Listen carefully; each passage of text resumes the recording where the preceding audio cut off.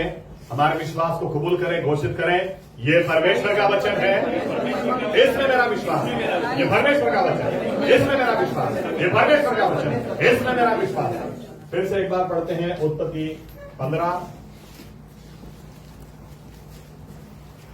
7वीं आयत से आखिरी आयत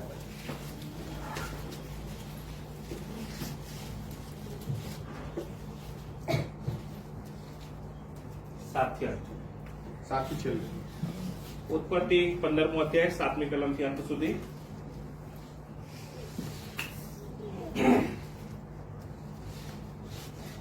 અને તેણે તેને કહ્યું કે આ દેશ વતન તરીકે તને આપવા સારો, કાસ્દીઓના ઉરમાંથી તને કાઢી લાવનાર હું યહોવા છું.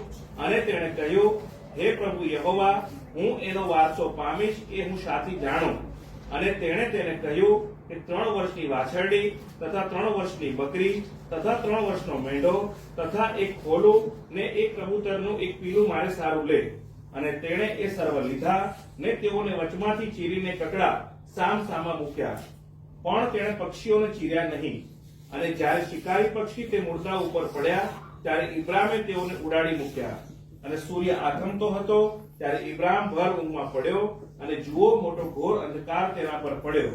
અને તેણે ઇબ્રામને કહ્યું, તું ખચી જાણ કે તારો વંશ પરદેશમાં ભટકશે ને ત્યાંના લોકોની સેવા કરશે, અને 400 વર્ષ લગી તેઓને દુઃખ દેવામાં આવશે.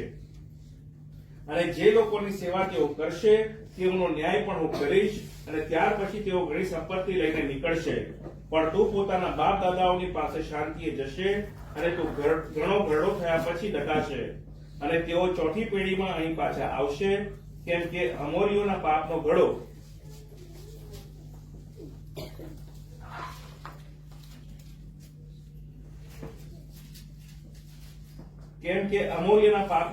હજુ ભરાયો નથી. અને એમ થયું કે સૂર્ય આથમતા અંધારું થયું ત્યારે જુઓ એક ઘુમાતી સગડી તથા બળતી મશાલ એ કકડાઓની વચમાં થઈને ગઈ. તે જ દહાડે યહોવાએ ઇબ્રામ સાથે કરાર કર્યો કે મિસરની નદીથી તે ફ્રાત નામની મહાનદી લગી આ દેશ મેં તારા વંશજોને આપ્યો છે. એટલે કેનિયોનો તથા કનીઝીઓનો તથા કાદમનીઓનો તથા હિનિયોનો તથા પરિઝીઓનો તથા રફાઈઓનો તથા અમીલીઓનો તથા કનાનીઓનો તથા गिर्गाशियोनो तथा यबूसियोनो देश आप्यो छे. दूसरा भाग पढ़े, इब्रानी 13 और 20, हिब्रूज 13-20, इब्रानी 13 और 20.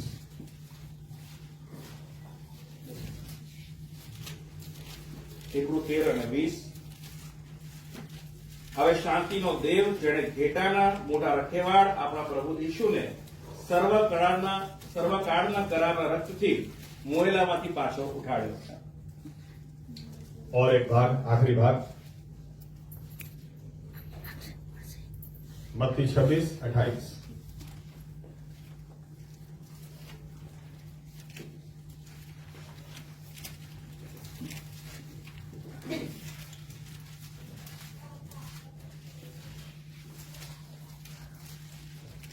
કેમ કે નવા કરારનું એ મારું લોહી છે જે પાપોની માફીને અર્થે ઘણાઓને સારું વહેવડાવવામાં આવે છે.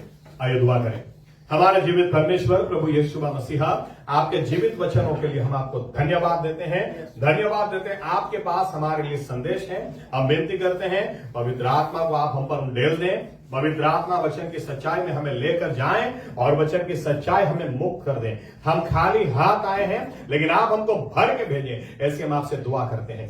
प्रभु यीशु मसीहा, हमारी आंखों को खोलें ताकि हम आपको निहार सकें, हमारे कानों को खोलें ताकि हम आपकी आवाज को सुन सकें. और प्रभु यीशु हमें ज्ञान, बुद्धि और समझ की प्रकटीकरण की आत्मा आप प्रदान करें ताकि आपकी बुलाहट को हम आपके नजरिए से समझने पाए. आप बोले और आपकी मर्जी हमारे जीवनों में, हमारे बीच में आप पूरी करें और महिमा सिर्फ और सिर्फ आप लें. ये प्रार्थना प्रभु यीशु मसीह के नाम से हम करते हैं, साथ में कहेंगे आमीन. धन्यवाद प्रभु यीशु. बैठ सकते अपनी जगह.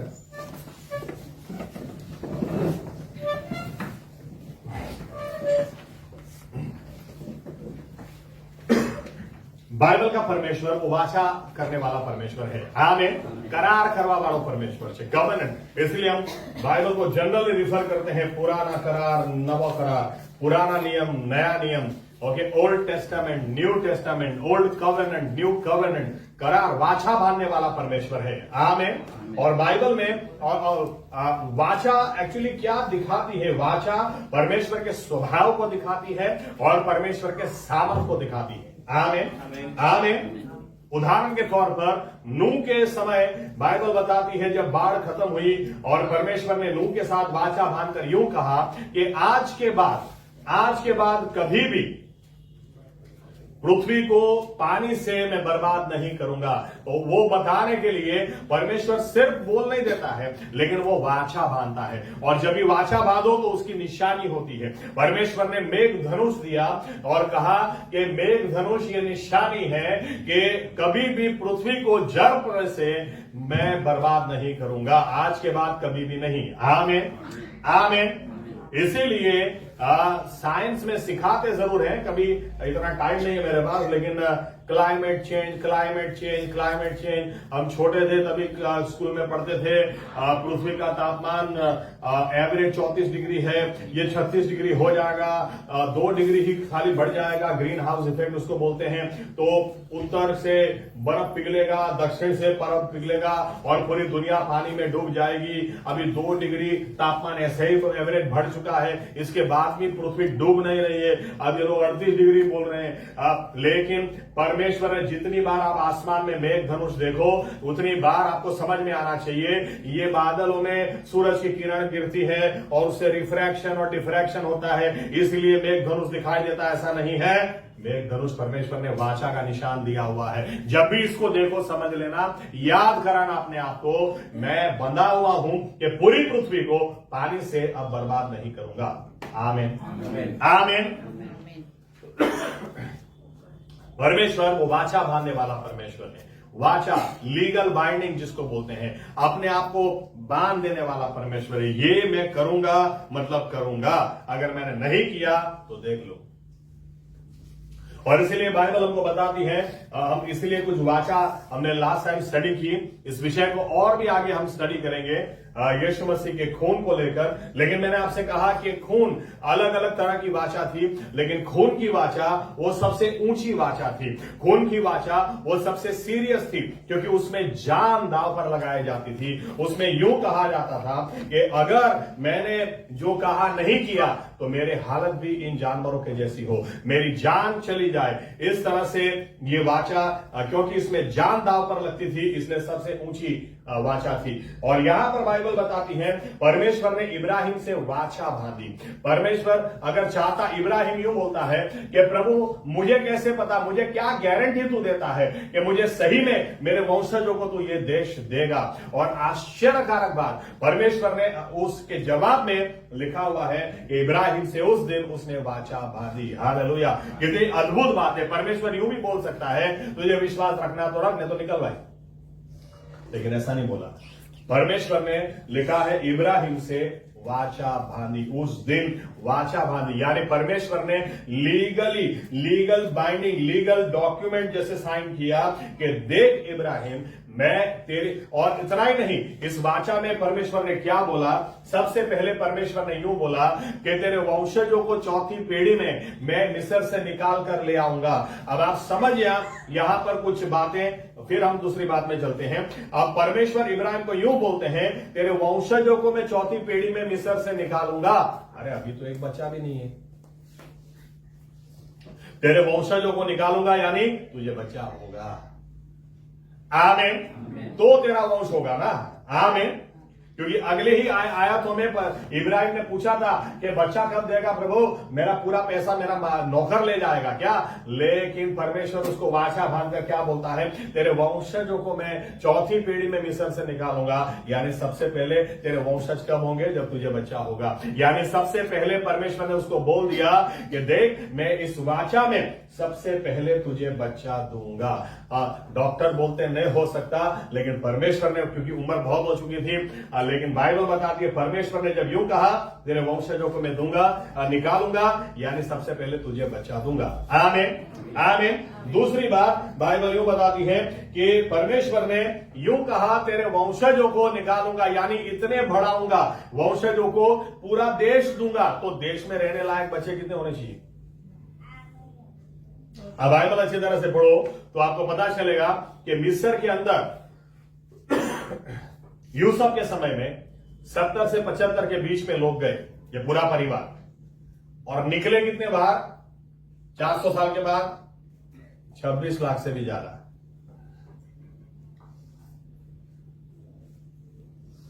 6 लाख तो खाली 20 साल से 50 साल की उम्र के थे, जिनके बारे में बाइबल बताती है यहोशुआ और कालेब, जो 6 लाख लोग थे 20 साल से 50 साल के बीच में, उनमें से सिर्फ 2 ही यहोशुआ और कालेब भी जाने पाए। यानी 70 लोग 75 लोग अंदर गए, लेकिन 400 साल के बाद 26 लाख से भी ज्यादा लोग अंदर से निकले। तो परमेश्वर ने यह भी बता दिया था कि तेरे वो, अब देखो हम एक घर के अंदर रहते हैं, ये सोचते हैं कि 2 बच्चे हैं, उसका भविष्य में आधा आधा हिस्सा करना पड़ेगा, ठीक है, एक रूम इसके लिए, एक रूम इसके लिए। यहां पर परमेश्वर यूं बोलता है तेरे वंशजों को मैं देश दूंगा। अभी अकेला आदमी है, तेरे वंशजों को देश दूंगा, यानी इतना बढ़ाऊंगा कि तेरे वंशज पूरे देश में रहने लायक होंगे। आमीन आमीन आमीन। यानी इस वाचा में परमेश्वर ने बढ़ोतरी की आशीष भी बात कर दी। उतना ही नहीं, तीसरी बात कि बाइबल परमेश्वर यूं बोलता है इस वाचा के अंदर, मैं छुड़ाऊंगा, मैं छुड़ाऊंगा। एक व्यक्ति को छुड़ाना आसान है, 10 व्यक्ति को छुड़ाना आसान है, लेकिन पूरी प्रजा जो गुलाम बन चुकी है उसको कैसे छुड़ाना, और वो भी फारू के हाथों में, जो सबसे शक्तिशाली राजा था। लेकिन क्योंकि परमेश्वर ने वाचा बांधी थी, जैसे मैंने कहा वाचा परमेश्वर की स्वभाव को दिखाता है और उसकी सामर्थ को भी दिखाता है। इसीलिए बाइबल बताती है जब परमेश्वर छुड़ाने के लिए उतर आया, फारू को छोड़ना ही पड़ा, फारू को इस्राएलियों को जाने ही देने पड़ा। लेकिन ये परमेश्वर ने ऐसे ही नहीं किया, वाचा बांधी थी। परमेश्वर ने बरसों पहले, 400 साल पहले ही कह दिया था कि मैं तेरे वंशजों को इब्राहिम मिस्र से छुड़ा कर लाऊंगा। अभी पैदा ही बच्चा नहीं हुआ, अभी न वंशज हुए, न इसहाक हुआ, न याकूब हुआ, न कुछ हुआ है, उसके पहले ही परमेश्वर वाचा में सब बता देता है। परमेश्वर पहले से सब जानता है। आमीन। मैं यूं सोचता हूं कि और किसी को कुछ पता नहीं होता, लेकिन खाली उत्पत्ति का 15वां अध्याय अगर ये पढ़ते होते तो भी इनके लिए काफी था। अरे परमेश्वर ने 400 साल पहले बोला था छुड़ाएगा, उतना ही नहीं, यूं कह दिया था कि जब उनको मैं बाहर निकालूंगा तो पैसेदार बनाऊंगा। और बाइबल बताती है कि जब मिस्र से इजरायली लोग बाहर निकले, मिस्र में ये गुलाम थे, लेकिन जब बाहर निकले तो सोना चांदी और बराबर का पैसा लेके निकले। आमीन। ये भी परमेश्वर ने 400 साल पहले कह दिया था। हमारे परमेश्वर के तुलना कोई आ ही नहीं सकता। अद्भुत परमेश्वर है हमारा। आमीन। वो आरंभ से हम जानता है, पहले से जानता है। उतना ही नहीं, उसने ये भी बता दिया था इब्राहिम को, आप देखो टेरिटरी गिरगाशियों इधर से पूरी सीमा दी हुई है। ओके, आपकी जानकारी के लिए बताता हूं, पूरा देश परमेश्वर सीमा भी देता है, ये कोने से ये कोने तक, ये कोने से ये कोने तक मैं तेरे वंशजों को दूंगा। यानी 5वीं आशीष, सिर्फ पैसादार बना के बाहर निकालूंगा ऐसा नहीं, मैं इनको सेटल भी करूंगा। आमीन आमीन आमीन।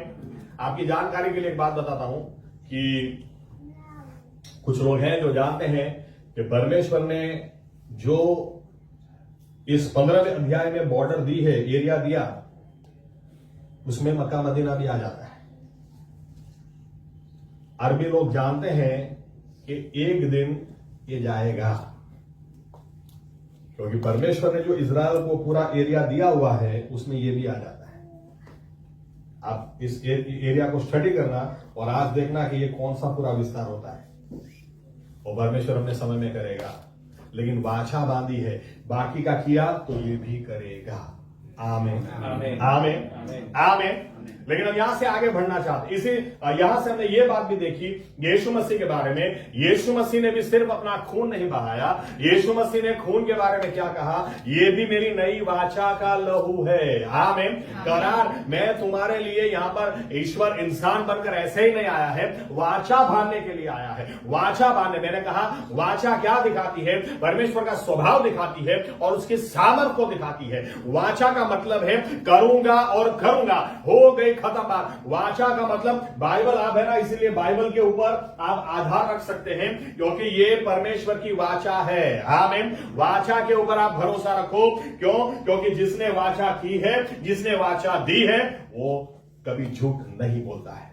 आमीन। आमीन। आमीन। इसीलिए हम पुराने नियम को स्टडी करते हैं या पुराने जमाने को स्टडी करते हैं। क्यों करते हैं? क्योंकि वहां से पता चलता है अरे परमेश्वर ने बोला वो किया, तो आज भी जो बोलता है वो करेगा। आमीन। आमीन। यिर्मयाह को लोग मान ही नहीं रहे थे, लेकिन परमेश्वर ने बोला था 70 साल मैं तुम्हें गुलामी में ले जाऊंगा, लेकिन 70 साल के बाद छुड़ा के वापस लाऊंगा। अब उस हालत में कौन विश्वास करता कि यहां से हम छूट सकते हैं? उस हालत में कौन विश्वास करता कि यहां से हम अपने देश में वापस भी जा सकते हैं? क्योंकि हमारा देश तो खंडेर हो चुका, लेकिन परमेश्वर ने साइरस राजा, गुजराती में कोरेश राजा के आने से 150 साल पहले ही यशाया में भविष्यवाणी दे दी थी। कोरेश राजा के द्वारा, अभी जो पैदा ही नहीं हुआ है, कोरेश राजा के द्वारा मैं इस्राएलियों को छुड़ाकर वापस ले आऊंगा। अगर मैं गलती नहीं कर रहा तो शायद यशाया 45 में होना चाहिए। परमेश्वर ने पहले ही भविष्यवाणी 150 साल पहले भविष्यवाणी दे दी। अब 150 साल पहले परमेश्वर ने बोल दिया। अगर बाइबल को स्टडी कर रहा है, वाचा को कोई स्टडी कर रहा है, उसको समझ में आ ही जाएगा कि अभी कोरेश राजा जब पैदा भी नहीं हुआ था और अब अगर वो कोरेश राजा आया है तो हो सकता है किसी ने जाकर कोरेश राजा को दिखाया भी हो कि देखो हमारे बाइबल में आपके बारे में नाम के साथ पहले से लिखा हुआ है। आप सोच सकते हैं इसका दिमाग कैसे हिल गया होगा, ऐसा कैसे हो सकता है? लेकिन हमारा परमेश्वर आरंभ से अंत जानता है।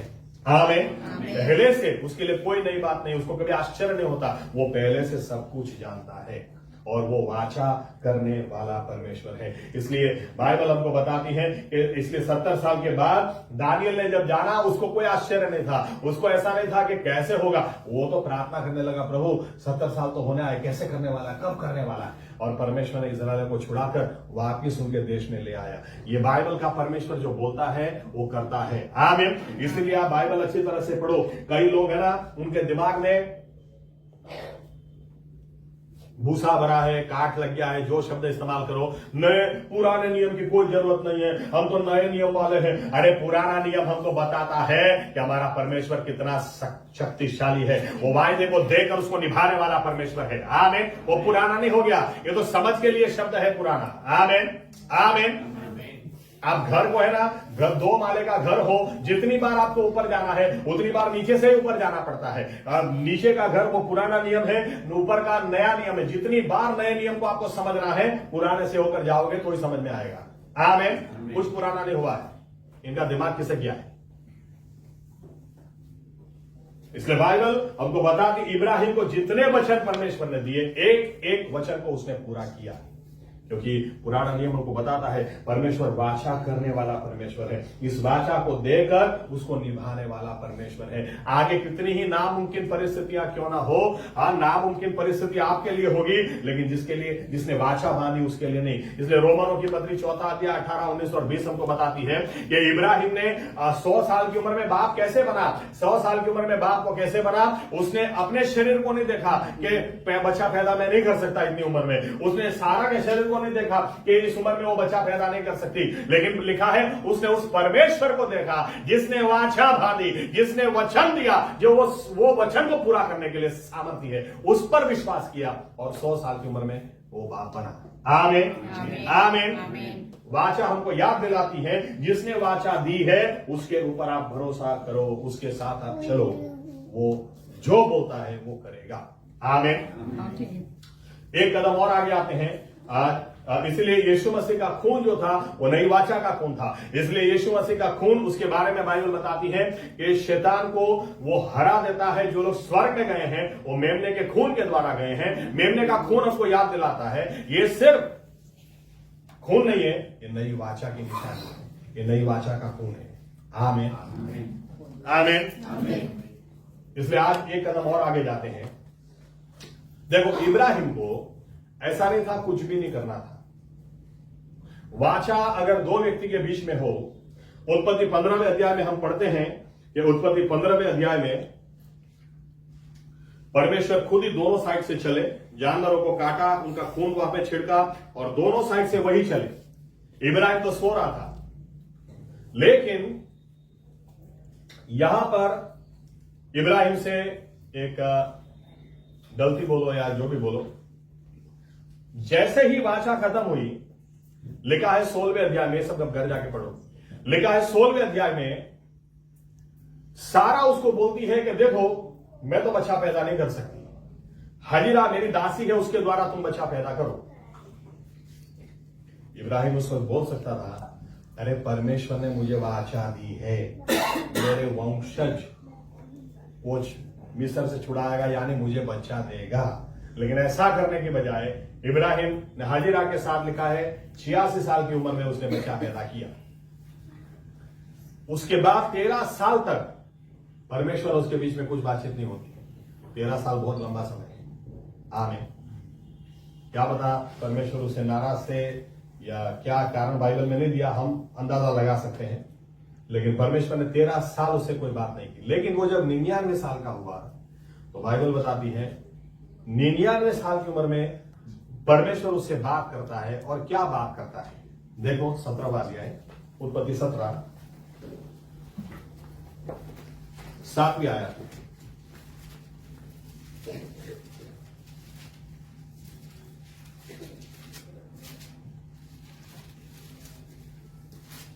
અને તારો દેવ તથા તારા પછીના તારા વંશજોનો દેવ થવા સારો હું મારો કરાર સનાતન કરાર તરીકે મારીને તારી વચ્ચે ને પેઢી દર પેઢી તારા પછી તારા વંશજોની વચ્ચે કરીશ।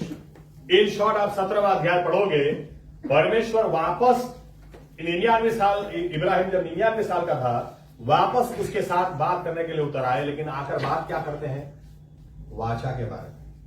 वापस 15वें अध्याय में जहां ब्रेक लिया था, या तो इब्राहिम 16वें अध्याय में जो तूने किया इसकी वजह से ब्रेक आ गया, ब्रेक के बाद भी मैं शुरू वहीं से करूंगा, तेरे साथ में वाचा बांधूंगा।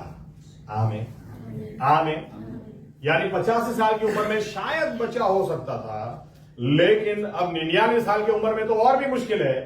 लेकिन परमेश्वर इब्राहिम को बोलता है, वापस क्या बोलता है, तेरे साथ, तेरे वंशज के साथ में वाचा बांधूंगा। यानी वापस परमेश्वर बोलना चाह रहा है, तेरे वंश होंगे, तेरा बच्चा होगा। आमीन, आमीन। लेकिन जैसे मैंने कहा, आज एक विषय पर हम जाना चाहते हैं। इब्राहिम को इसके लिए कीमत चुकानी थी। दो पार्टी के बीच में कभी भी वाचा ऐसे ही नहीं होती। आज ज्यादातर लोग ऐसा चाहते हैं, तू मेरे लिए ये कर, तू मेरे लिए ये कर, तू मेरे लिए ये कर, मैं कुछ नहीं करूंगा तेरे लिए, तू मेरे लिए ये कर, तू मेरे लिए ये कर, तू मेरे लिए ये कर, मैं कुछ नहीं करूंगा। ऐसा नहीं होता। तू मेरे लिए ये कर, खाना ने क्या बोला, तू मुझे बच्चा दे, तो वो बच्चा मैं तुझे दे दूं। आमीन। मेरे ऊपर कलंक लगा हुआ है, तू कलंक को निकाल दे, मैं तुझे मेरा बच्चा अर्पण कर दूं। एक हाथ दे, एक हाथ ले, कुछ तो देना पड़ेगा। आमीन। तो परमेश्वर अब इब्राहिम को क्या बोलता है, इब्राहिम तेरे और मेरे बीच में, जैसे मैंने कहा हमारे और यीशु मसीह के बीच में, परमेश्वर के बीच में वाचा हुई है, उसका निशान है यीशु मसीह का लहू। आमीन। लेकिन इब्राहिम और उसके वंशज के बीच में वाचा परमेश्वर ने बांधी, उसकी निशानी अभी तक बाकी थी। परमेश्वर क्या बोलते हैं इब्राहिम को, पढ़िए 17वां अध्याय 9, 10, 11।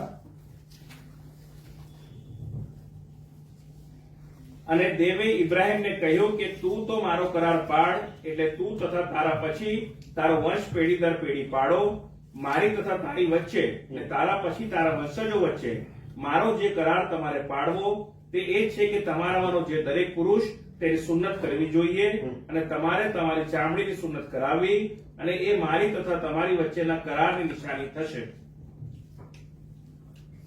इसके ऊपर थोड़ा सा शायद ज्यादा मैं नेक्स्ट टाइम बोलूंगा, लेकिन परमेश्वर क्या बोलता है कि इब्राहिम तेरे और मेरे बीच में अगर वाचा होगी तो तुझे भी कीमत चुकानी होगी। आमीन। तुझे भी कुछ ना कुछ करना पड़ेगा। इसलिए परमेश्वर बोलते हैं इब्राहिम को, तुम्हारे परिवार में, तेरे और तेरे परिवार में जितने भी मर्द हैं वो खतना कराएंगे, गुजराती में सुन्नत, इंग्लिश में सरकमसिजन कराएंगे, और तुम्हारी वो चमड़ी वो मेरे और तुम्हारे बीच में वाचा बंधी है उसकी निशानी होगी। यानी तुमको खून बहाना पड़ेगा, तुमको भी कीमत चुकानी पड़ेगी। आमीन। जब तुम कीमत चुकाओगे तो ही मानना कि मेरे और, अच्छा 14 को पढ़े, 14। અને સુન્નત વગરનો પુરુષ જેની ચામડીની સુન્નત કરવામાં આવી નહીં હોય તે માણસ પોતાના લોકોમાંથી કપાઈ જશે, તેણે મારો કરાર તોડ્યો છે। ओके, जैसे मैंने कहा आज मुझे थोड़ा अलग विषय लेना है, इसलिए इन बातों को हम वापस देखेंगे, थोड़ा डिटेल में जाएंगे। लेकिन परमेश्वर यूं बोलता, अगर कोई कीमत देने को तैयार नहीं है, अगर कोई अपना खून बहाने को तैयार नहीं है, क्योंकि ताली दो हाथ से बजती है, आमीन, तो उस व्यक्ति को याद रखना, अगर तुम्हारे बीच में कोई भी ऐसा मर्द हो कि जो खतना करने को तैयार नहीं, सुन्नत करने को तैयार नहीं, तो याद रखना मेरा और उसके बीच का कोई रिश्ता नहीं, तुमको भी उसको या तो निकाल दो या तो खत्म कर दो, क्योंकि कोई लेना देना नहीं। आमीन। यहां से एक प्रश्न का मैं जवाब दे देता हूं, थोड़ा साइड में जाके। कई बार लोग बाइबल पढ़ते तो उनको प्रश्न होता है, पूछते भी हैं। निर्गमन का 4था अध्याय घर जाके पढ़ना, वहां पर आखिरी आयत है खास तौर से, ऐसा लिखा हुआ है कि मूसा अपनी बीवी को लेकर और बच्चों को लेकर मिस्र में जा रहा था, और रास्ते में ये लोग सोए हुए थे। मूसा बराबर सो रहा था, एकदम से वाइफ को पता चल गया, जिपोरा को, कि परमेश्वर उतर आया है, हमको मार देगा। और लिखा है तुरंत उसने उठकर दोनों बच्चों का खतना कर दिया, और फिर परमेश्वर की उपस्थिति चली गई वहां से। आप घर जाकर पढ़ना। कई लोग पूछते हैं ऐसा कैसे परमेश्वर मारने के लिए उतर आया मूसा को, उसके बच्चों को। देखो, परमेश्वर के नियमों के साथ हम खेल नहीं सकते। आमीन। अगर परमेश्वर ने आपको चुना है कि जाओ और तुम जाकर समाचार करो या आगे बढ़ो, मैं तुम्हारा इस्तेमाल करूंगा। सबसे पहले आपके और आपके परमेश्वर के बीच में वाचा की निशानी है या नहीं। मूसा अपने इस्राएल को छुड़ाने के लिए निकल गया, लेकिन बीच रास्ते भी उसको भी अंदाजा नहीं है कि मैंने अपने बच्चों का खतना नहीं करवाया। परमेश्वर ने क्या बोला था, इब्राहिम तेरे और तेरे वंशजों के बीच में अगर कोई भी ये नहीं करेगा उसको मैं नहीं छोड़ूंगा। आमीन। यहां तक कि परमेश्वर की उपस्थिति वहां पर उतर आई। जिपोरा उसकी वाइफ समझ गई, इसलिए इंग्लिश में लिखा है, गुजराती में क्या होगा मुझे पता नहीं, वो बोलती भी है अपने बच्चों का खतना करके, this is a bloody husband.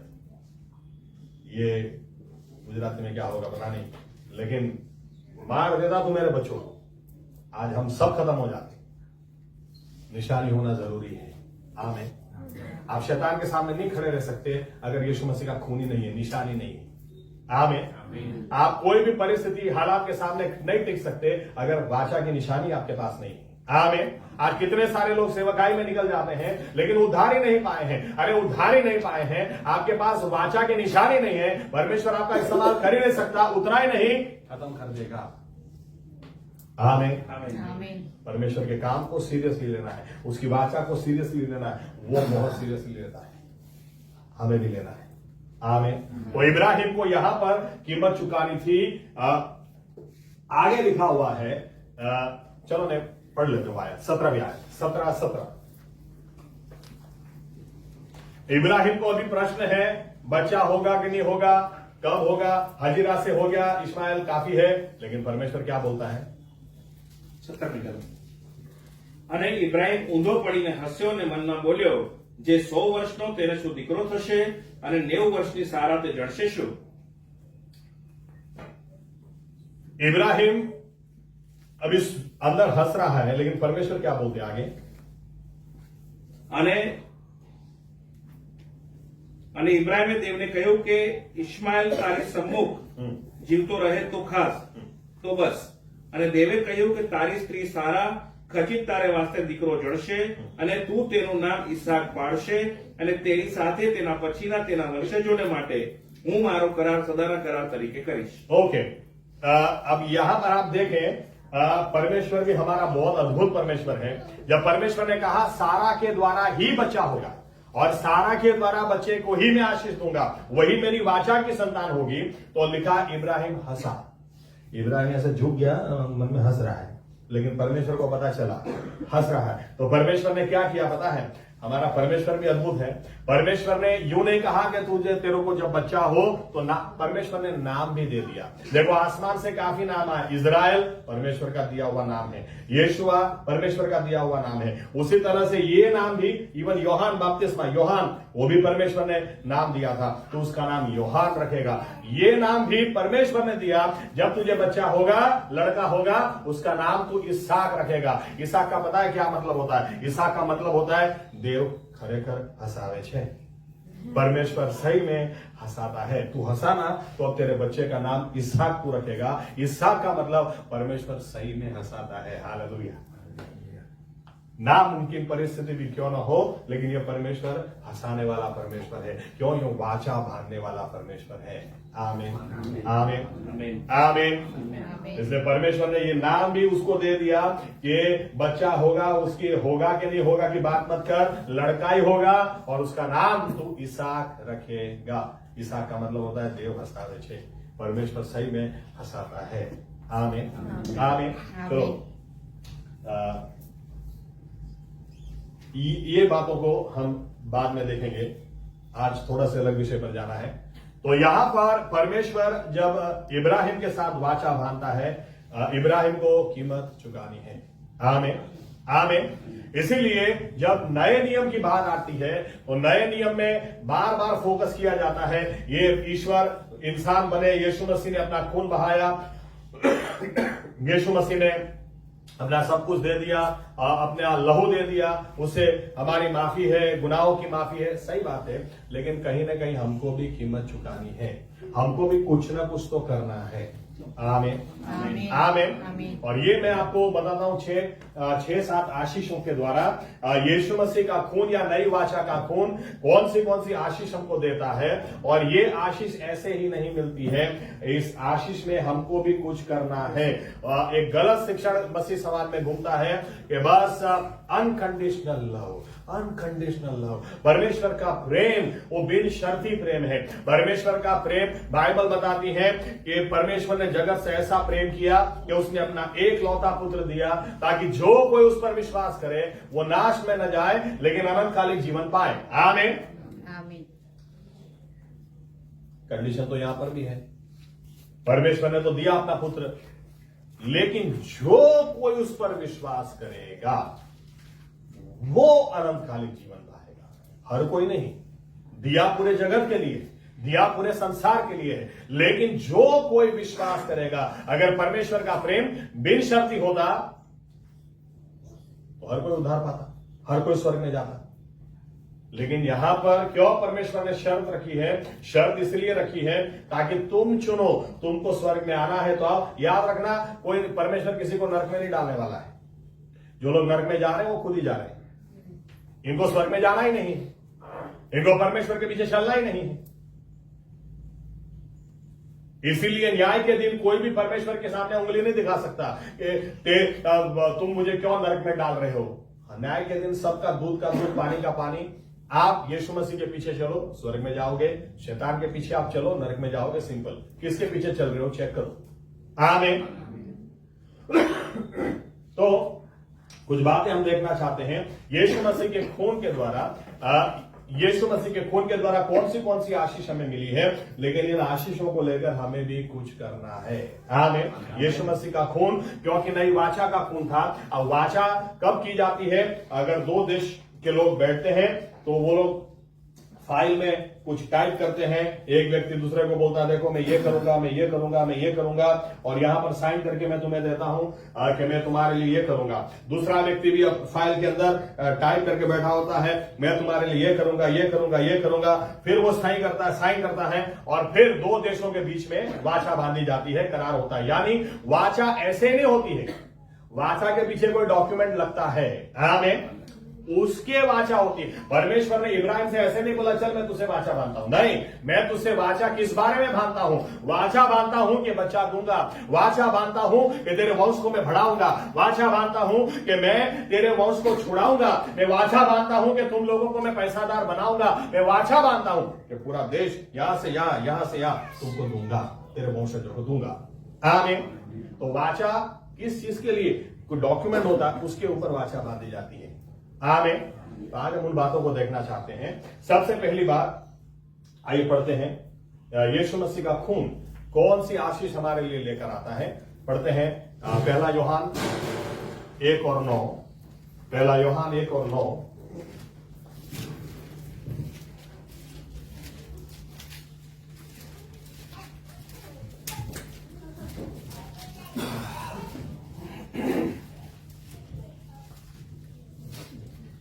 જો આપણે આપણા પાપ કબૂલ કરીએ તો આપણા પાપ માફ કરવાને તથા આપણને સર્વ અન્યાયથી શુદ્ધ કરવાને તે વિશ્વાસુ તથા ન્યાયી છે। देखो क्या लिखा है, सबसे पहली आशीष। ओके, 7वीं आयत पढ़ो ऊपर। પણ જેમ તે પ્રકાશમાં છે તેમ જો આપણે પ્રકાશમાં ચાલીએ તો આપણને એકબીજાની સાથે સંગત છે અને તેના પુત્ર ઈશુનું રક્ત આપણને સગળા પાપથી શુદ્ધ કરે છે। ओके, बाइबल हमको क्या बताती है? इन शॉर्ट आपके पास क्या निशानी है, इससे पता चलता है कौन सी भाषा में आप चलते हैं। आमीन। यहूदी लोग आज भी सुन्नत कराते हैं 8वें दिन, यानी आज भी इब्राहिम के साथ की हुई वाचा में ये लोग चल रहे हैं। आमीन। आमीन। अभी हमारे लिए जरूरी नहीं है सुन्नत कराना, खतना कराना। क्यों? क्योंकि हम अलग वाचा से जुड़े हैं। आमीन। ऊपर से जुड़े हैं। घर जाकर आप पढ़ सकते हैं। ये उत्पत्ति 17 में परमेश्वर इब्राहिम को बोलता है कि तेरे साथ और तेरे वंश के साथ मेरी ये वाचा देह में है, शरीर में है। हमारे साथ जो वाचा परमेश्वर ने बांधी है वो आत्मा में है। आमीन। इसीलिए, और ये अनंतकालिक वाचा है। तो अनंतकालिक वाचा की आशीष हम देखें। अब आप इस वाचा में जुड़ना चाहते हैं। परमेश्वर का वचन शर्ती है। क्या बताता है परमेश्वर का वचन? कि अगर तुम अपने गुनाह को कबूल करोगे, मैं वाचा देता हूं, मैं तुम्हें माफ कर दूंगा। आमीन। आमीन। आमीन। लेकिन यही नहीं होता है, लोगों से यही नहीं होता है, गलती है, ये कबूल करते ही नहीं, कर ही नहीं सकते। नहीं, ऐसा था ना, वैसा था ना। आदम तूने फल खाया है? नहीं, वो तुम्हें जो औरत दी उसने मुझे खिलाया है। औरत को पूछता है तूने फल खाया है? नहीं, वो सांप मेरे को थोड़ा उल्लू बना गया, इसकी वजह से मैं तो नहीं खाने वाली थी। आज पूरा जमाना गोल, किसी को मतलब मैं तो गलत हो ही नहीं सकता, तुम अपना देखो।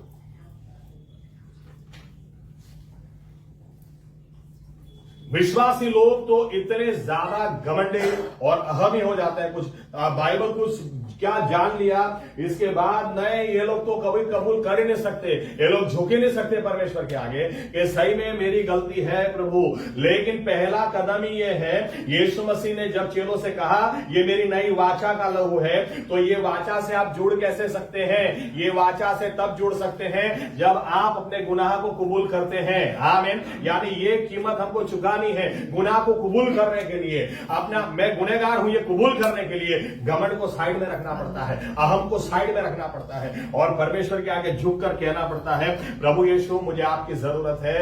सही में मैं कबूल करता हूं, मैं गुनहगार हूं, मैं कबूल करता हूं मैंने झूठ बोला, मैं कबूल करता हूं मैंने ये बातें की है, आप मुझे क्षमा कर दो। जो अपने पाप को कबूल करता है परमेश्वर उसको क्षमा कर देता है। हालेलुया। ये वाचा से जुड़ने के लिए, लेकिन विश्वासी लोग के लिए बहुत मुश्किल है। ये सॉरी बोलना तो बहुत दूर की बात है। इतने गोल बहाने ये लोग निकालेंगे, इतनी गोल बातें ये लोग करेंगे, लेकिन सॉरी नहीं बोलने पाएंगे। तो याद रखना, जब बाइबल हमको बताती है मेमने के खून के द्वारा और अपनी गवाही के शब्दों के द्वारा, मेमने का खून कई लोगों को क्या लगता है पता है? सुबह उठते प्रभु यीशु मैं आपका खून अपने आप पर ले लेता हूं। इनको लगता है ऐसा बोलने से चमत्कार हो जाएगा। ऐसा बोलने से चमत्कार नहीं होता है। पहले गुनाह को कबूल तो करो। आमीन। आमीन। पहले नम्र तो हो जाओ, पहले धन्यवाद तो दो, उसके साथ और खाली खून लेने से एक बार बोलते हैं, सुबह उठते बोलते हैं प्रभु यीशु आपका खून मैंने अपने आप पर ले लिया है, मेरे परिवार पर ले लिया है, मेरे घर पर ले लिया है। ओके, चलो अब भी दूसरे को घर को तोड़ने के लिए जाते हैं। ये कौन सा खून लिया है?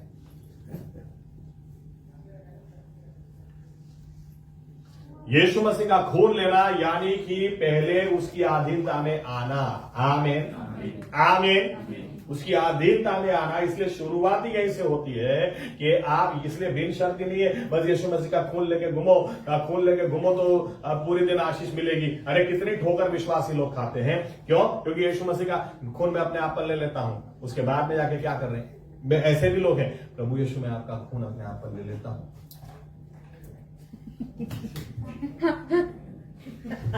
आपको खून के लिए मैं आपको धन्यवाद देता हूं।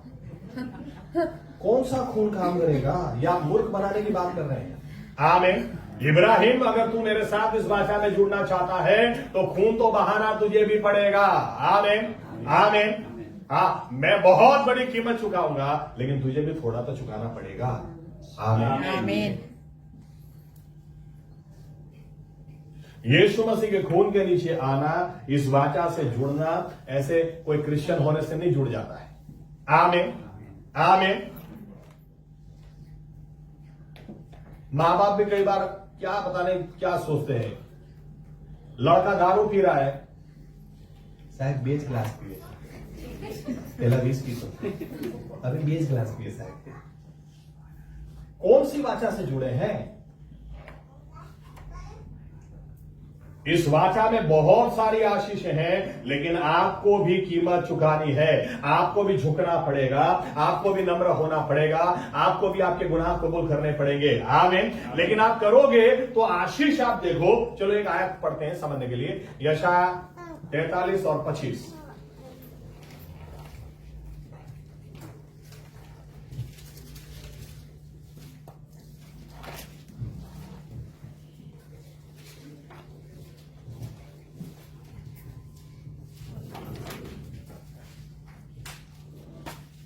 જે પોતાની ખાતર તારા અપરાધોને ભૂસી નાખે છે તે હું જ છું, તારા પાપોને હું સંભાળીશ નહીં।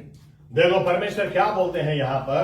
ओके, समझने के लिए पहले शैतान की ताकत हमारे जीवन में कब तक चलती है? याद रखना, हमारे पाप वो उसकी ताकत है, हमारे गुनाह वो उसकी ताकत है। वो जैसे कि एक डोर हमारे साथ बंध गई है और वो हमको डोर वो खींचते रहता है, हमको आगे बढ़ने नहीं देता है। जो हमारे मुंह से निकल चुका है, जो हम बोल चुके हैं, जो कर चुके हैं, जो गुनाह हमने कर दिए, वो शैतान की ताकत है।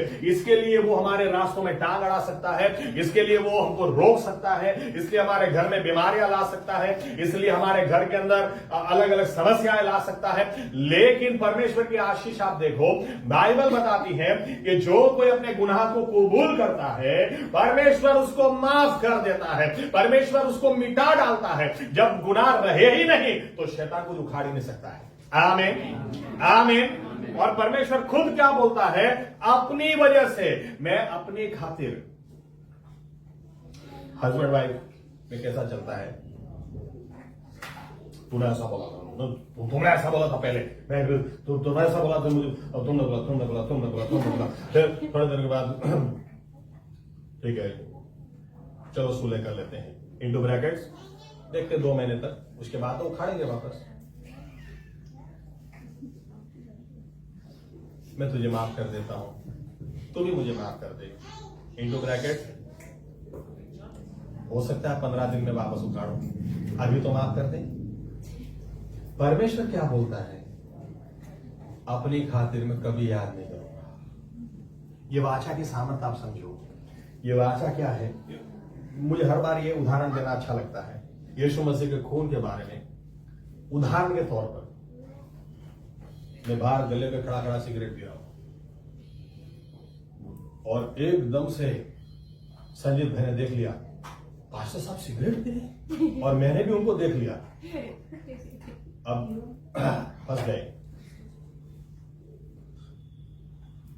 अब मुझे मनीषा बहन फोन करें, साहब संजीव को बहुत बुखार है, आप प्रार्थना करने के लिए आइए ना। मैं मन में सोचूं मैं किधर भी जा सकता हूं, लेकिन संजीत भाई के पास नहीं। उन्होंने मुझे फोनते देखा, वो बीमार रहकर भी बोलेंगे शू पाड़े साहब तो प्रार्थना करो सिगरेट पीओ। लेकिन मनीषा में मुझे अगर ऐसा बोल दे कि पास्टर साहब बड़ी समस्या हो गई, क्या हो गया पास्टर साहब? संगीत की याददाश्त चली गई है। अच्छा चिंता मत करो मैं आता हूं, क्योंकि याददाश्त चली गई है तो सिगरेट में फूंक रहा था वो भी याद नहीं होगा।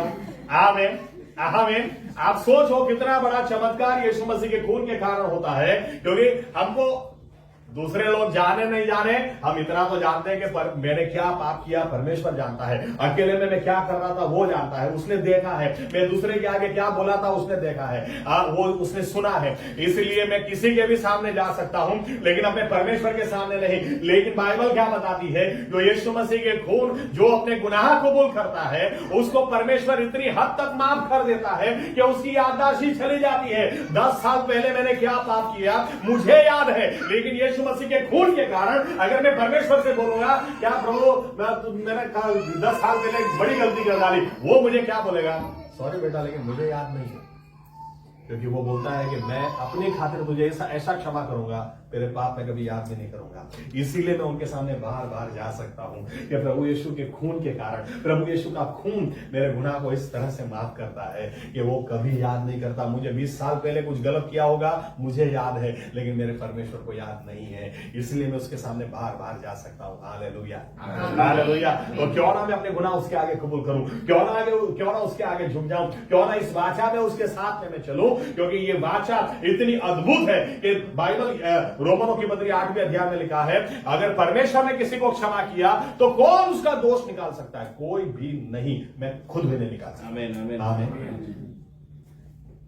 इसलिए हमेशा नम्र रहो, ये वाचा है परमेश्वर की गारंटी, अगर तू अपने पाप को कबूल करेगा मैं उसको क्षमा कर दूंगा।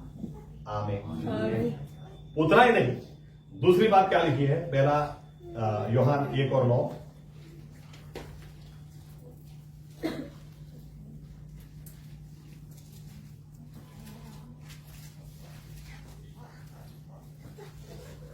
જો આપણે આપણા પાપ કબૂલ કરીએ તો આપણા પાપ માફ કરવાને તથા આપણને સર્વ અન્યાયથી શુદ્ધ કરવાને તે વિશ્વાસુ તથા ન્યાયી છે। देखो दूसरी बात क्या लिखी है, परमेश्वर से पाप को क्षमा नहीं करता है, लेकिन पाप जब करते हैं ना, उदाहरण के तौर पर अगर संजीत भाई ने मुझे सिगरेट पीते देख लिया है तो दूसरी बार जब उनके सामने नजर मिलाने की होगी तो मुझे अंदर चुभेगा। आमीन। दोष की लागणी आवे। किसी के खिलाफ कुछ गलत किया तो दोष की भावना आती है, मैंने गलत किया इनके साथ, कैसे नजर मिलाऊं? आमीन। लेकिन बाइबल क्या बताती है, परमेश्वर सिर्फ क्षमा नहीं करता है, वो उस दोष की भावना को भी निकाल देता है। हालेलुया। कितनी बड़ी बात है। इसके लिए हो सकता है, देखो इसलिए चर्च में कई बार क्या होता है, या हो सकता है, मैं उदाहरण देता हूं कि संजीव भाई को पता नहीं है अभी कि मैंने तो पाप माफी मांग ली है, परमेश्वर ने मुझे क्षमा कर दिया है, और मैं बोल रहा हूं नाचो गाओ, और संजीव बोला मारा मेरा सिगरेट नाचे गाओ वाह उभा तो एवी रीते रहेगा सामे जाने कभी कोई पाप कर्યું જ ना હોય। कितनी बार हम दूसरों के बारे में ऐसा सोचते हैं, ये तो जैसे दूध का दूल्हा है, ऐसी बात कर रहा है, अरे इसकी गलती हमको पता नहीं क्या, 5 साल पहले बैंक लूटने गया था, 4 साल तो अंदर रहा, और आज देखो प्रभु की बड़ी बड़ी बात कर रहा है। लेकिन वो इसलिए कर रहा है क्योंकि यीशु मसीह का खून सिर्फ पाप की क्षमा नहीं करता है, दोष की भावना को भी निकाल देता है। Hallelujah hallelujah. दोष की भावना को भी निकाल देता है, अब इस तरह से बना देता है कि जैसे आपने आज के पहले कभी गुनाह किया ही नहीं, क्योंकि ये नई वाचा का खून है। अगर बेटा तू कबूल करेगा तो मैं सिर्फ तुझे क्षमा नहीं करूंगा, उसकी भावनाओं से भी बाहर निकाल दूंगा, दोष की लागणी, दोष की भावनाओं से भी बाहर निकाल दूंगा। ये सिर्फ यीशु मसीह का खून कर सकता है। आमीन आमीन। इसलिए विश्वासियों को ये इसलिए यीशु मसीह के खून के नीचे रहना है, क्योंकि शैतान का काम ही है। शैतान का काम क्या है? आप पढ़ो प्रकाशित वाक्य 12 और 10, प्रकटीकरण 12:10।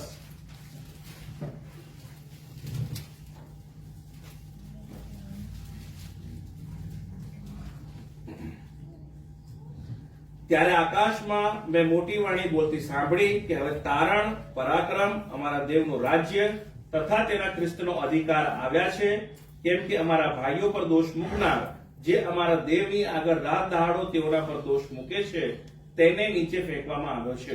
हालेलुया। देखो क्या लिखा है, शैतान का क्या काम है, दिन रात दोष डालना। आमीन। दिन रात दोष डालना। दोष जब दिन रात डाला जाता है आदमी टूटता है।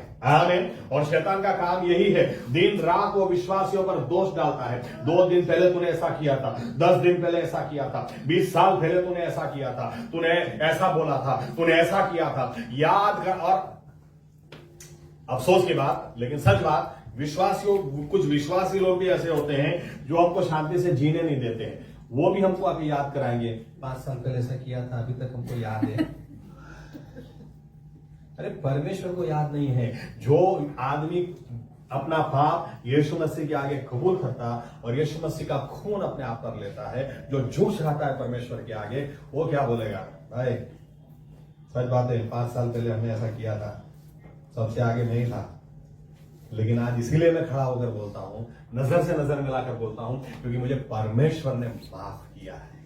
परमेश्वर ने मुझे नया जीवन दिया। यीशु मसीह के खून के कारण आज उसने दोष की भावना को निकाल दिया। हालेलुया। बहुत जरूरी, बहुत जरूरी। बहुत अच्छा उदाहरण कई बार दिया जाता है कि मार्टिन लूथर जब एक बार कुछ प्रचार करने के लिए लिख रहे थे, नोट्स बना रहे थे, तो इतिहास बताता है कि शैतान आकर उनको सामने एक बड़ा सा लिस्ट डाला और कहा कि चल खड़ा होकर ये पढ़। तो अपनी कुर्सी से खड़े हुए और उन्होंने पढ़ना शुरू किया, ऊपर से नीचे पढ़ा। बोला सही बात है, बोलो क्या करने का है। तो शैतान बोलता है ये तेरे गुनाहों की लिस्ट है, इतने पाप तूने खुद किए हैं, और आज जैसे दूध का धुला हो वैसे लोगों के सामने प्रचार करने के लिए तू खड़ा हो जाता है। मार्टिन लूथर ने तुरंत ही लाल सही की बोतल थी वो उसके ऊपर डाली और कहा एक एक पाप मैंने किया, लेकिन ये भी सच है यीशु मसीह के खून में सब धुल चुका। हालेलुया। इसीलिए मैं आज प्रचार करता हूं, इसीलिए मैं आज खड़ा होकर बोलता हूं, क्योंकि यीशु मसीह के खून ने मुझे पूरा नया बना दिया, सब मिटा दिया। जो कुछ मैंने गलत किया था सब कुछ मिटा दिया। हालेलुया। और एक आशीष यीशु मसीह के खून के द्वारा। देखो क्या लिखा है, ये इब्रानी 9:13 और 14, Hebrews chapter 9 verse 13 and 14।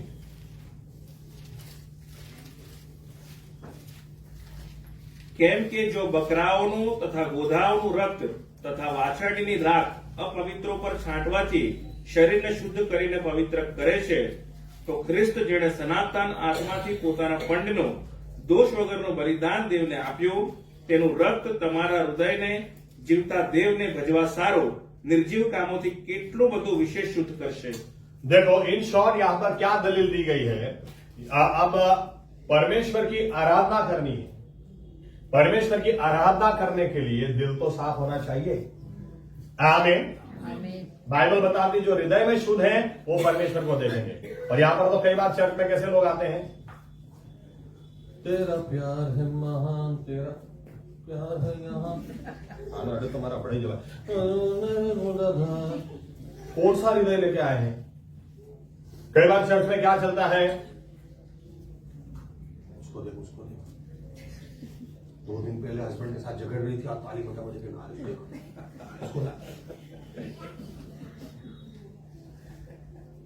हृदय का ठिकाना नहीं है। गीत भी हम गाते हैं, जैसे मैंने पहले भी कहा, आनंद है, आनंद है। आनंद शब्द को शर्मा जाना पड़ेगा, क्योंकि आनंद जैसा कुछ दिखता ही नहीं है, क्योंकि दिल बराबर नहीं है। आमीन। दिल में पता नहीं क्या चल रहा है।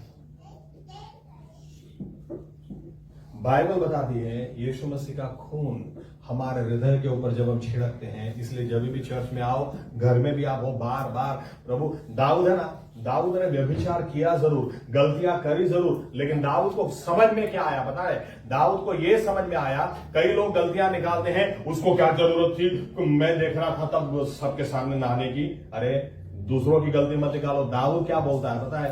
दाऊद बोलता है परमेश्वर मुझे तो नया हृदय दे दे, क्योंकि मेरा हृदय ठीक नहीं है, मेरा हृदय ठीक नहीं है, मुझ में शुद्ध हृदय उत्पन्न कर। मेरा हृदय, समस्या मेरे हृदय में है, किसी का दोष मैं नहीं निकाल सकता, मेरा हृदय ठीक नहीं है।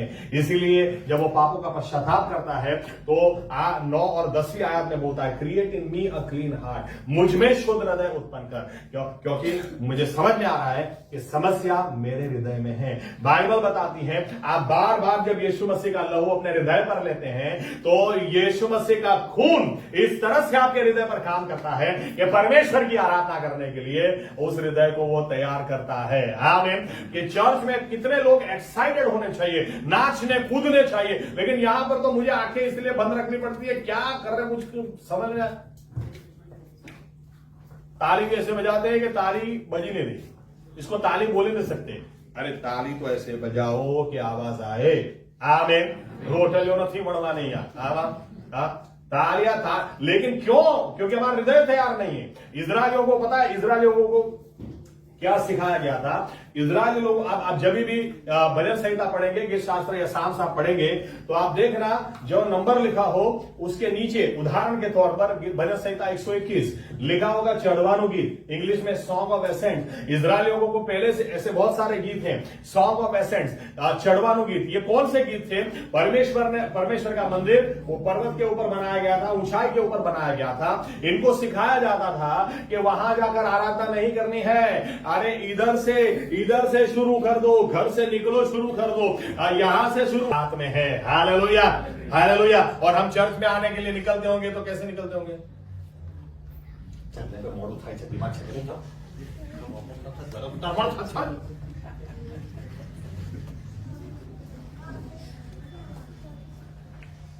और इधर आके प्रभु यीशु मसीह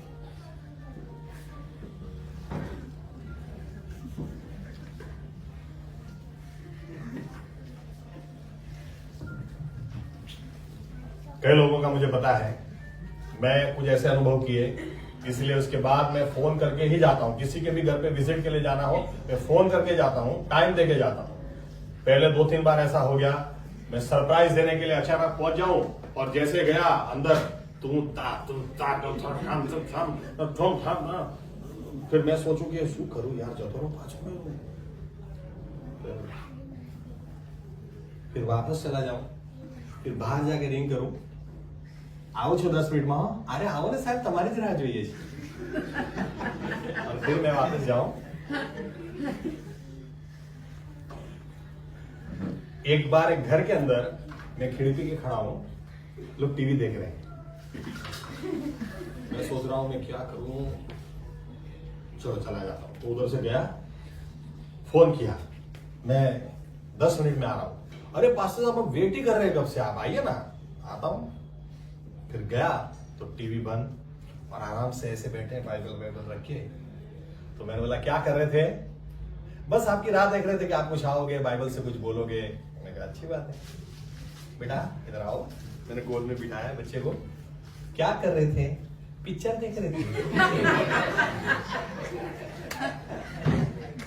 मैंने बोला मैंने भी देखा, क्योंकि मैं खिड़की में खड़ा था थोड़ी देर तक। इन शॉर्ट हमारे हृदय का ठिकाना नहीं है, हृदय को कोई तैयार नहीं कर सकता। बाइबल बताती है यीशु मसीह का खून वो हृदय को भी तैयार करता है। आमीन। उसकी आराधना करने के लिए तैयार करता है, उसको महिमा देने के लिए तैयार करता है। इसलिए यीशु मसीह का खून अपने हृदय पर बार बार, अपने सोच, अपने विचारों पर बार बार लो, क्योंकि यीशु मसीह का खून हमको तैयार करता है। आमीन, आमीन। और एक बात पढ़ते हैं, एफएसी 1 और 7। एफएसी 1 और 7।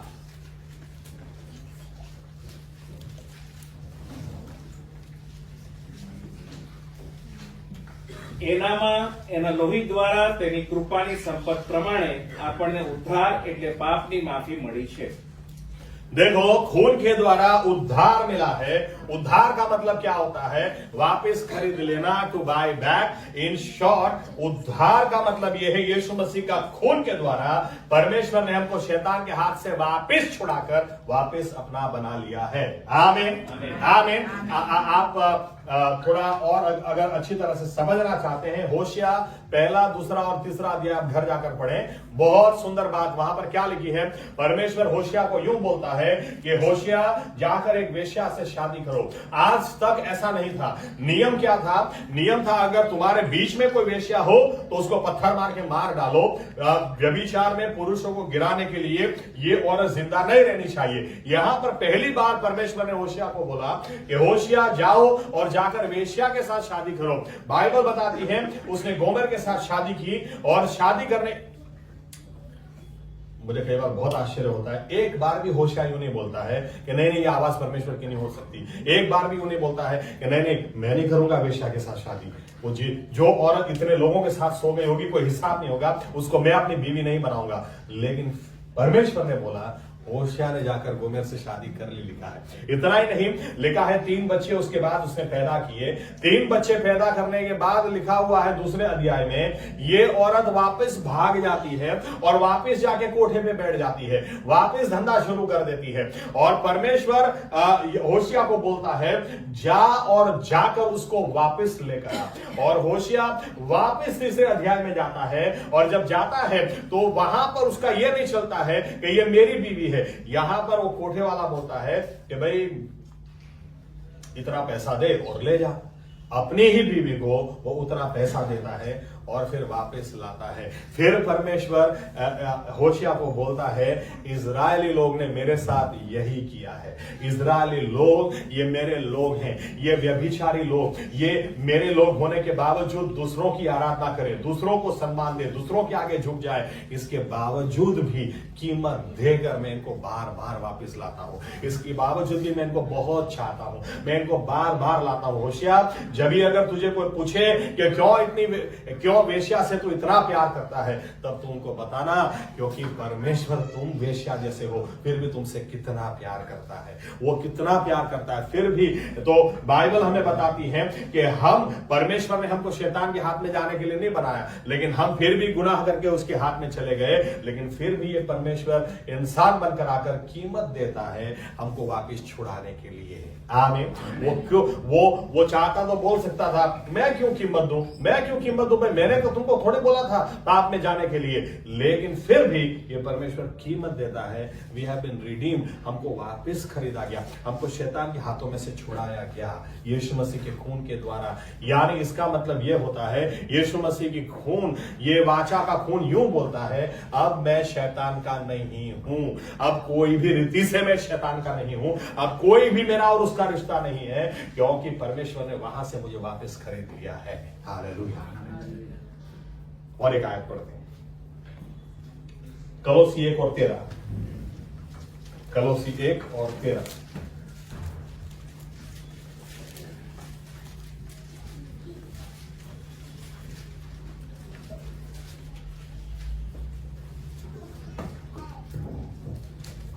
તેણે અંધકારના અધિકારમાંથી આપણને છોડાવ્યા તથા પોતાના પ્રિય પુત્રના राज्यમાં આણ્યા।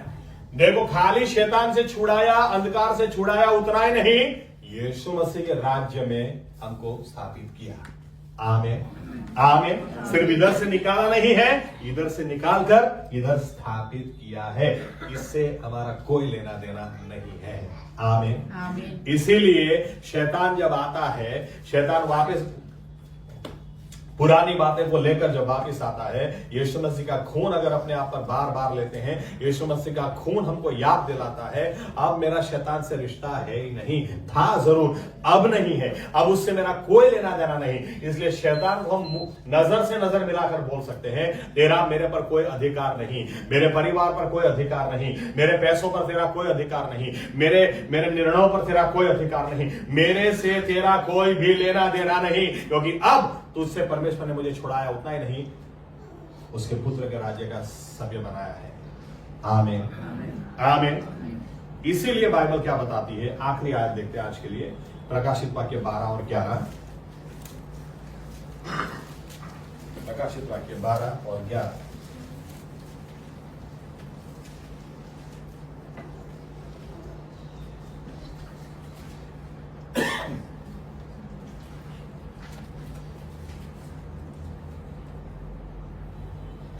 તેઓએ હલવાના રક્તથી તથા પોતાની સાક્ષીના વચનથી તેને જીત્યો છે અને છેક મરતા સુધી તેઓએ પોતાના જીવને વહાલો ગણ્યો નહીં. ओके, इन शॉर्ट 10वीं आयत बताती है शैतान दिन रात विश्वासियों के ऊपर दोष लगाता है. दिन रात वो विश्वासियों के खिलाफ परमेश्वर के आगे ये ऐसा है ना वैसा है ना करता ही रहता है. लेकिन बाइबल बताती है लेकिन यीशु मसीह के खून के द्वारा, मेमने के खून के द्वारा उन्होंने यानी विश्वासियों ने शैतान को जीत लिया. यानी होता क्या है, यीशु मसीह का खून जब हम अपना आप पर लेते हैं, ये नई वाचा का खून है और ये नई वाचा बोलती है. नई वाचा क्या बोलती है? शैतान में तेरा हुई नहीं, तेरे दोष तेरे आक्षेप मुझ पर लगते ही नहीं. कौन से गुनाह की तू बात करता जो परमेश्वर ने ऑलरेडी माफ कर दिए? कौन सी लेन देन की तू बात करता जब तेरे साथ कोई रिश्ता ही नहीं? बाइबल इसलिए बताती है यीशु मसीह के खून के नीचे हम हो, शैतान हार जाता है. आमीन. क्योंकि ये नई वाचा का खून है. नई वाचा का खून. परमेश्वर क्या बोलता है इब्राहिम को? इब्राहिम मैं तुझे छुड़ाऊंगा, मैं तुझे. देखो परमेश्वर ने कभी छोड़ा ही नहीं. इजरायली लोग रास्ते में मारे गए. क्यों मारे गए?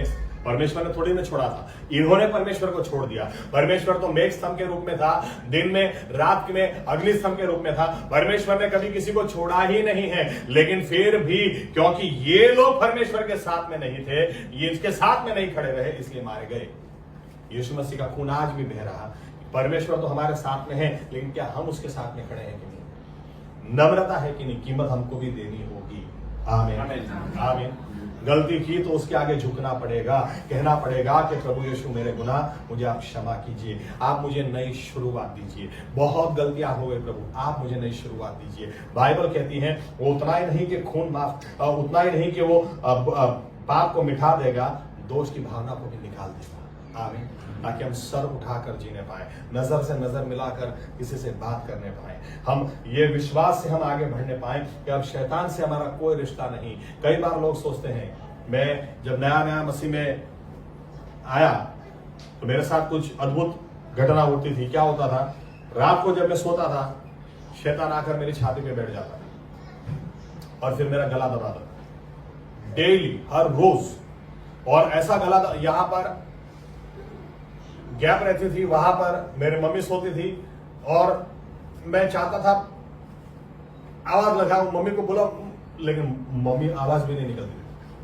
पसीना पसीना में हो जाता. कई बार रात को सोने से पहले भी मैं सोचता था कि सोऊं कि नहीं सोऊं, क्योंकि हर रोज शैतान आकर मेरी छाती पे बैठता था. और इससे मुझे पता चलता था, मैं सोता था, मुझे पता चलता था कोई सेटिंग पे चढ़ा है, चल के आ रहा है, अब गला पकड़ेगा, और गला पकड़ता था.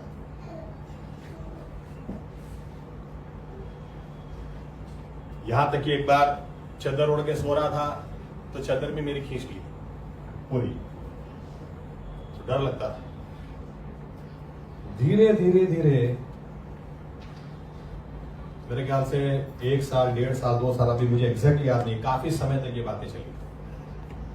फिर भी मैं दुष्ट आत्मा निकालने जाता था, फिर भी परमेश्वर का काम मैं करता था, लेकिन ये सब खत्म नहीं होता था. और रात को सोने के समय डर लगता था. लेकिन एक दिन मैं प्रार्थना कर रहा था कि प्रभु ये खत्म कब होगा, मुझे डर लगता है. प्रभु यीशु ने मुझे क्या बोला? अरे बेटा डरता क्यों है? तो ये क्यों नहीं देख रहा कि हर रोज आता है, थोड़ी देर गला दबाता है, चला जाता है, इससे ज्यादा कुछ कर ही नहीं सकता है. और मैंने कहा हाँ, ये तो मैंने सोचा ही नहीं. मैंने कहा यीशु मसीह का खून मुझ पर आ, तू चल गला दबा. अभी मैं राह देख रहा हूं, उस दिन के कभी हुआ ही नहीं. अब यीशु मसीह के खून के कारण हमको उसको कोई लेना देना ही नहीं. आमीन. आमीन. आमीन. यीशु मसीह का खून, बाइबल बताती, इसलिए शैतान हारा हुआ है. वो कितना ही जोर क्यों ना करे, यीशु मसीह का खून बोलता है वो हारा हुआ है. वो कुछ नहीं उखाड़ सकता, वो हमको स्वर्ग में जाने से रोक नहीं सकता, वो हमको उसका सर कुचलने से रोक नहीं सकता, वो बीमारियों को बीमारियों को हम पर हावी नहीं करा सकता. वो हर बात में हारा हुआ है. यीशु मसीह का खून ये बोलता है, क्योंकि ये नई वाचा का लहू. आमीन. आमीन. आमीन. और ये वाचा, अभी हम तो डिटेल में जाएंगे मेरे ख्याल से, और 3-4 संडे में बोलूंगा इस विषय के ऊपर. लेकिन अभी इस बात को पकड़ के चलो, इब्राहिम को कीमत देनी थी. मुझे ऐसा लग रहा है शायद गुड फ्राइडे तक चलेगा. गुड फ्राइडे को मेरा शायद आखिरी संदेश हो, क्या पता नहीं, देखते हैं. मैं रिजर्वेशन डे के पुनरुत्थान के दिन में नहीं हूं, लेकिन मैं गुड फ्राइडे को इधर हूं। लेकिन इन शॉर्ट इब्राहिम से परमेश्वर ने वाचा बांधी, और जो कुछ वाचा बांधी सब कुछ उसने करके दिखाया। आमीन। हमसे जो वाचा बांधी, जानवरों के खून से जो वाचा बांधी, और इब्राहिम के खतना करने से जो वाचा बांधी, ये तो परमेश्वर ने खुद अपने खून से बांधी। इससे ऊंचा कोई वाचा है ही नहीं। तो अगर वो किया तो ये तो जरूर करेगा। आमीन। आमीन। आइए अपनी जगह खड़े हो जाए।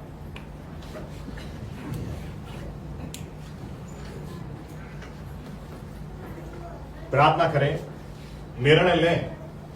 यीशु मसीह, मैं आपका खून अपने आप पर लेता हूं, ये बोलने से नहीं हो जाता। पहले हमको भी कीमत चुकानी है, पहले हमको नम्र होना है, पहले हमको झुक जाना है, और झुक जाएंगे और यीशु मसीह का खून अपने आप पर लेंगे। वो गुनाह माफ कर देगा, मिटा देगा, दोष की भावना को निकाल देगा। यीशु मसीह का खून हमारे हृदय को उसकी आराधना करने के लिए तैयार कर देगा। हमारे हृदय को वो ठीक करेगा, साफ करेगा, शुद्ध करेगा।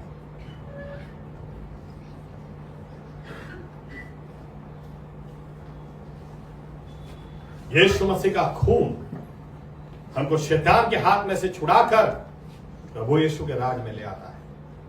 ये चमत्कार न रुपये पैसे से हो सकता, न चंदा देने से हो सकता, लेकिन यीशु मसीह का खून, नई वाचा का खून, ये हमको शैतान से छुड़ाकर परमेश्वर के राज्य का सभ्य बना दे।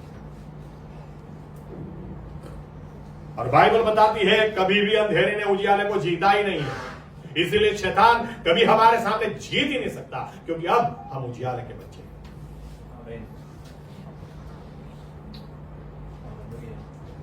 प्रभु यीशु मसीह, आपका खून, ये सिर्फ खून नहीं, ये नई वाचा का खून है।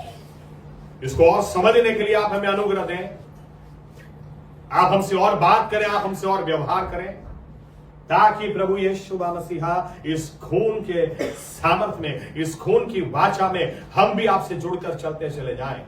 हमको भी जो कीमत चुकानी है चुकाते चले जाएं। और एक बात तय है, आज कितनी ही समस्याएं क्यों ना हो, आज कितनी ही नामुमकिन सी बातें क्यों ना हो, लेकिन परमेश्वर वो हंसाता है। आप हमको जरूर हंसाएंगे। वाचा के कारण ये होकर रहेगा। नामुमकिन मुमकिन होगा। जो आज तक नहीं हुआ वो होगा आपके खून के कारण, आपकी नई वाचा के खून के कारण। उस खून के लिए हम आपको धन्यवाद देते हैं प्रभु यीशु मसीह। और फिर से एक बार आगे झुककर, नम्र होकर, फिर से एक बार वो खून हम अपने आप पर लगाते हैं, हमारे परिवार पर लगाते हैं, हमारे जीवन के हर हिस्सों पर लगाते हैं, और आपसे प्रार्थना करते हैं प्रभु यीशु मसीह, इब्राहिम ने जैसे अपने आप पर नजर नहीं रखी, लेकिन जिसने वाचा बांधी, जिसने वचन दिया, उसकी ओर नजर लगाए रखी, और वो विश्वास का पिता कहलाया गया। और आप हमारे लिए प्रभु यीशु यही अनुग्रह हमारे हृदयों में डालें कि हमारी भी नजर अपने आप पर नहीं, लेकिन जिसने वाचा बांधी, जिसने ईश्वर होने के बावजूद अपने आप को ईश्वर होने का पकड़े न रखा, लेकिन इंसान बनकर वो चले आए, वाचा खून बहाकर वाचा बांधने के लिए, उनकी ओर हमारी नजर हमेशा लगी रहे, ताकि हम भी विश्वास में बढ़ते चले जाएं, विजय में बढ़ते चले जाएं, दिल की गहराई से आपकी आराधना करते चले जाएं, आपको मान सम्मान देते चले जाएं। और जैसे लोग शैतान को हराकर स्वर्ग में गए, हम जब स्वर्ग में जाएं उसके पहले यहां पर कदम कदम शैतान को हराकर उसके सिर को कुचल कुचल कर आगे बढ़ते चले जाएं, और हमारे सभी के जीवनों से आपको मान और महिमा मिले।